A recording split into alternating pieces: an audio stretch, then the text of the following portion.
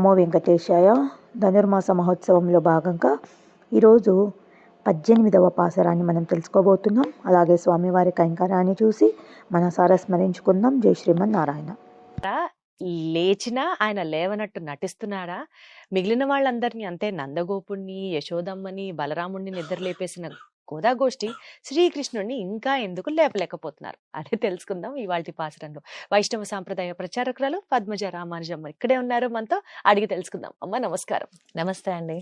నాకెందుకో డౌటు, ఆయన లేచే ఉంటారు కానీ లేవనట్టుగా యాక్ట్ చేస్తున్నారు అని అనిపిస్తోంది. అంటే ఒక రకంగా అది కరెక్టే. ఎలా అంటే మనం నేరుగా స్వామిని ఆశ్రయించకూడదు. శ్రీ వైష్ణవ సంప్రదాయంలో ఏం చెప్తున్నాం? ఆచార్యుల వారిని ముందరుంచి ఆయన ద్వారా స్వామిని ఆచరించాలి. ఆయన ద్వారా చేరుకోవాలి. లక్ష్మీ విశిష్టుడైన శ్రీమన్నారాయణమూర్తిని ఆశ్రయించాలి. Correct. ఇప్పుడు ఇక్కడ అమ్మ పురుషకారం వీళ్ళకి లభింప చేయటం మన కృష్ణయ్య యొక్క ఉద్దేశం. అందుకని లేవడం లేదు. అందుకని బలరాముణ్ణి ప్రార్థన చేశారు మన గోదాగోష్ఠి. అయింది అక్కడ. స్వామి లేవడం లేదేమిటి అని అంటే, ఆయనకి నీలాదేవిని మేలుకొలపకుండా తన దగ్గరకు వచ్చారని కినుకు వహించినట్లున్నాడు.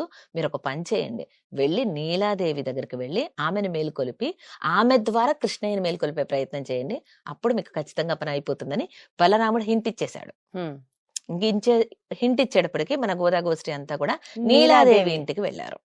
నీలాదేవి యొక్క భవన దగ్గరికి వెళ్ళారు, ఆమెను మేలుకొలిపే ప్రయత్నం చేస్తున్నారు. ఎవరి నీలాదేవి అంటే, మనం స్టార్టింగ్ లోనే మీకు చెప్పడం జరిగింది, నీలా తుంగ స్తనగిరి తటి అనే ఒక శ్లోకం, ప్రార్థనా శ్లోకం సమయంలో మీరు అన్నట్లు అత్యంత సౌందర్యవతి శ్రీకృష్ణ పరమాత్మకి ఈమె అంటే చాలా ప్రేమ.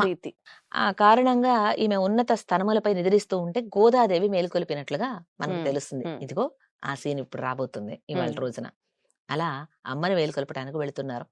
యశోద యొక్క సోదరుడైన కుంభుడు ధర్మదల యొక్క కుమార్తె ఈ నీలాదేవి.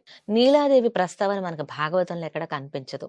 కానీ శ్రీకృష్ణ పరమాత్మకి అష్టమహిషులు ఉన్నారు, 8 మంది భార్యలు. 8 మంది భార్యల్లో నాగ్నజితి అని ఒక ఆవిడున్నారు. ఆవిడ వివాహం ఆడినటువంటి పద్ధతి, ఈ నీలాదేవిని వివాహం ఆడినటువంటి పద్ధతి ఒకటే రకంగా కనిపిస్తుంది. అందుకని ఈ నాగ్నజితియే నీలాదేవి అని చెప్పే ఒక నిర్వాహం కూడా ఉంది. అంటే నీలాదేవి యొక్క తల్లిదండ్రులు ధర్మదా కుంభుడు ఏమనుకుంటారంటే, ఏ పిల్లల్ని చూసినా కృష్ణయ్య వెనకాల పడి తిరుగుతున్నారు, మన అమ్మాయిని వీళ్ళకి ఇవ్వకూడదు ఎట్టి పరిస్థితుల్లోనూ, కృష్ణయ్య కొంటేవాడు, ఈ నుంచి మన అమ్మాయిని దాచిపెట్టాలి మనం అని చెప్పి, మా అమ్మాయిని నువ్వు వివాహం ఆడాలంటే నువ్వు 7 ఎద్దులని సంహరించి అప్పుడు వివాహం ఆడవలసి ఉంటుందంటూ షరతు పెట్టాడు. ఆ 7 ఎద్దులు ఎలా ఉన్నాయంటే చూస్తేనే గుండెలు ఎదిరిపోతాయి. ఒక్కొక్క ఎద్దు ఏనుగంతుంది. చూస్తేనే ముక్కు పచ్చలారనటువంటి వెన్నా పాలు నెయ్యి తిని పెరిగినటువంటి సుకుమారంగా కనిపించేటువంటి మన కృష్ణ స్వామి ఆ 7 ఎద్దుల్ని ఎలా సంహరిస్తాడా అని అందరూ అనుకుంటున్నారు. కృష్ణయ్య కూడా అలాగే అనిపించింది. ఒక పక్కన 7 ఎద్దులు, ఒక పక్కన నీలాదేవి అందం, ఈమె కోసం ఏదన్నా చేయాలనుకున్నాడు. అంతే, 7 ఎద్దుల్ని లీలగా సంహరించి వేశాడు. ఆ సంహరించడం అంటే వాటన్నిటినీ కూడా లోబరుచుకొని ఇంకా నీలాదేవిని వివాహం ఆడాడు. అటువంటి నీలాదేవిని మేలుకొలుపుతున్నారు. శ్రీకృష్ణ పరమాత్మగా స్వామి అవతరించినప్పుడు లక్ష్మీదేవి యొక్క అంశగా నీలాదేవిని చెప్తారు. రుక్మిణీదేవిని చెప్పే ఒక నిర్వాహం ఉంది. ఇక్కడ మనకు తిరుప్పావైలో ఏంటంటే నీలాదేవియే లక్ష్మీదేవి యొక్క అంశగా చెప్తారు.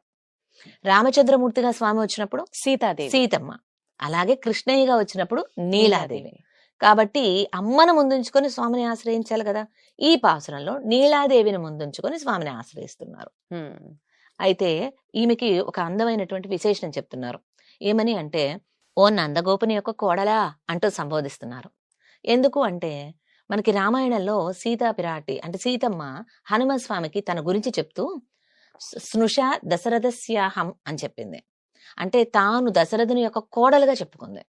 ఒక గొప్పింటి ఇల్లాలు లేదా అసలు సంప్రదాయ పరులైనటువంటి వారి ఇంటి కోడలు ఎలా చెప్తుందంటే, ఇప్పుడు మిమ్మల్ని అడిగానండి, ఎవరు మీరు దీప్తి గారు, మీ ఐడెంటిటీ ఏమిటి అంటే మీరు ఏమని చెప్తారు? నేను సుమన్ టీవీ యాంకర్ అని చెప్పొచ్చు, లేదంటే మీ భర్త గారి పేరు చెప్పి వారి వైఫ్ అని చెప్పొచ్చు. అవును, ఇలా చెప్పుకుంటాం మనం సాధారణంగా.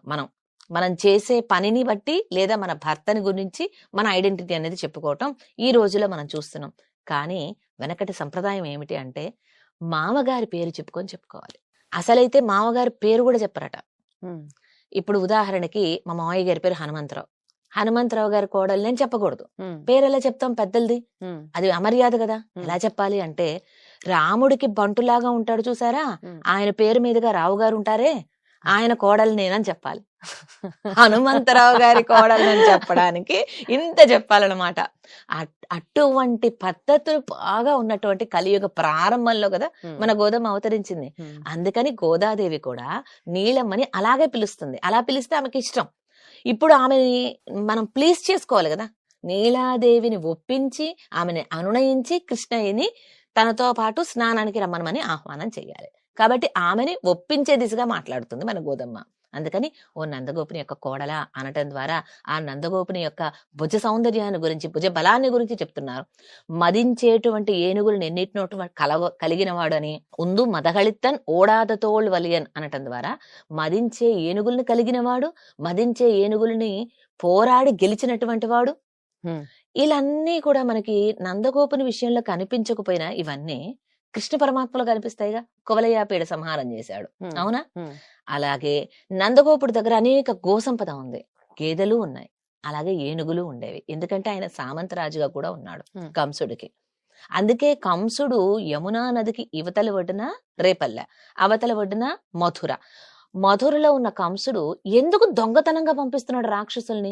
నేరుగా రావచ్చుగా, ఇక్కడ పెరుగుతున్నాడు కృష్ణుడు అని కొన్ని రోజులకు తెలుసుకున్నాడు. నేరుగా వచ్చి కృష్ణుడిని సంహరించడానికి తను ఏదో ప్లాన్ వేయొచ్చు. కానీ ఎందుకు ఇట్లాగా దొంగతనంగా రాక్షసుల్ని పంపిస్తున్నాడంటే నందగోపుడు భుజబలం చాలా గొప్పది.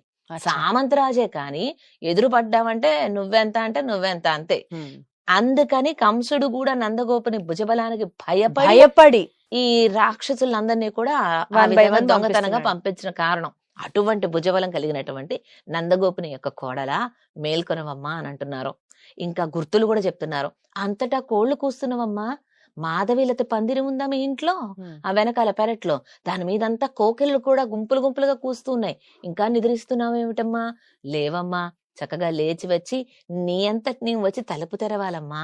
ఇక ఈ గోదాగోష్ఠి అంతా కూడాను లోపలికి చూసేటప్పటికి అమ్మాయి ఎలా ఉంది అంటే చేతిలో పూల బంతి పట్టుకుని ఉందట, పూల చెండు.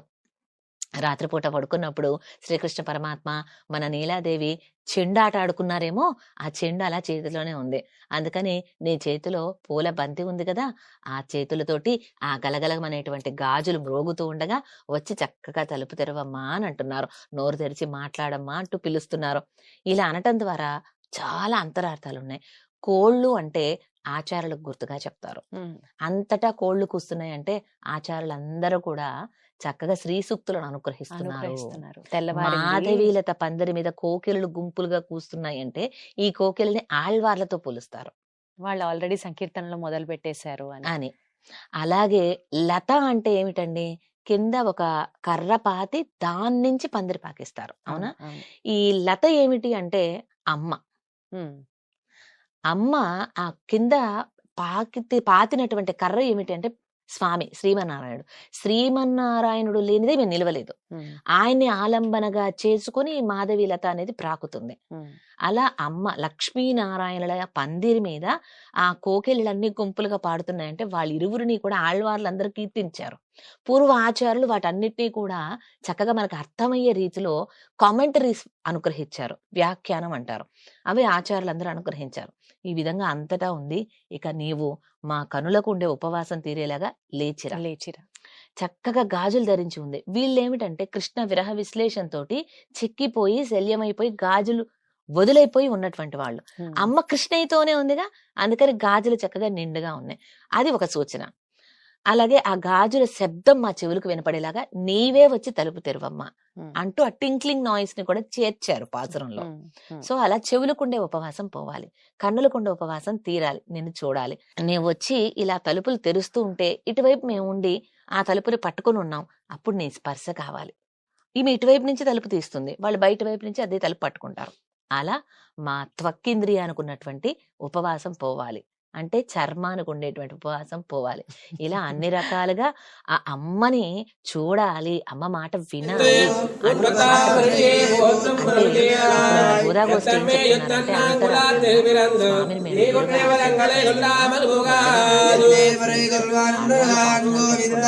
అలాగే నీ యొక్క పావని పంపించు స్నానానికి. అంటే భావనకు మేనమామ కదా. ఇప్పుడు కృష్ణయ్య నీ మేనమామ పంపించు ఎలా అడుగుతున్నారు అంటే ఇది లౌకికమైనటువంటి జలకాలాడడం అనే స్నానం కాదు. పరమాత్మ కళ్యాణ గుణాల అవగాహనలో ఓలలాడాలనుకుంటున్నారు. అది కూడా అమ్మని ముందుంచుకొని, అమ్మ పురుషకారంగా. ఎప్పుడు కూడా మన స్వరూపం ఎలా ఉండాలో తెలుసా? శ్రీపతులు ఇరువురికి కూడా సేవ చేసుకోవాలనుకోవాలి. కేవలం శ్రీమన్నారాయణ పాదాలు సంవాహన చేయాలనో లేకపోతే అమ్మ మాత్రమే ఆశ్రయించాలనో కాదు. ఇరువురిని కూడా చేరికగా ఉన్నటువంటి ఆ దివ్య దంపతులకు సేవ చేసుకోవటం మన కర్తవ్యం. అందుకని అమ్మ నీవు మేల్కొని కృష్ణయ్యని మాతో స్నానానికి పంపించమ్మా అంటూ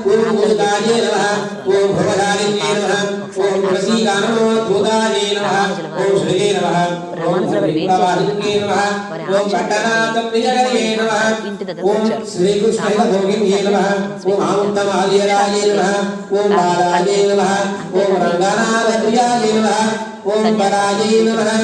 ఆ రోజుల్లో అది నియమనం. అలాగే భిక్ష 5 ఏళ్లలో తీసుకోవాలి. అలా భిక్ష స్వీకరించడానికి గాను రామానుజుల వారు ఆ వీధి గుండా వస్తూ ఆ సమయంలో తిరుప్పావిని అనుసంధానం చేస్తూ వస్తున్నారు. కరెక్ట్ గా వారి ఆచార్యులు వారి ఇంటి దగ్గరకు వచ్చేటప్పటికి ఈ పాసురం సేవిస్తున్నారు కాబట్టి ఇది ఆయనకి ఫేవరెట్. ఈ పాసురం సేవిస్తూ ఉండగా వారి ఆచార్యులు వారి అమ్మాయి అదే సమయానికి తలుపు తీసుకొని భిక్ష వేయడానికి రామానుజుల వారి దగ్గరకు వచ్చింది. అంతే, రామానుజుల వారు అర్థానుసంధానంలో వెళ్ళిపోయారు. నీలాదేవిని కథ పిలుస్తున్నారు గోదమ్మ. వచ్చింది నీలాదేవి అనుకుని సాష్టాంగ దండవత్ ప్రణామాలు ఆచరించేశారు రామానుజుల వారు. పడుకొని నమస్కారం చేసేశారు ఆమెకి. ఆమె భయపడిపోయి వాళ్ళ నాన్నగారి దగ్గరకు వెళ్ళిపోయి, నానా రామానుజుల వారు వచ్చారు, భిక్ష వేద్దామని వెళ్తే నా కాళ్ళకు ముక్కుతున్నారు, నాకు అర్థం కావడం లేదని అంటే అప్పుడు వరాచార్యులు వస్తారు. నువ్వు భిక్ష వేసే సమయానికి రామానుజుల వారు తిరుప్పావే చదువుతున్నారా అని అడిగారట. అవును అన్నారు ఈ అమ్మాయి. అంటే అప్పుడు ఆహా అది చెప్పు, వారు నిన్ను నా కూతురుగా చూడటం లేదు, నీలాదేవే వచ్చి తలుపు తీసినట్లుగా భావిస్తున్నారు.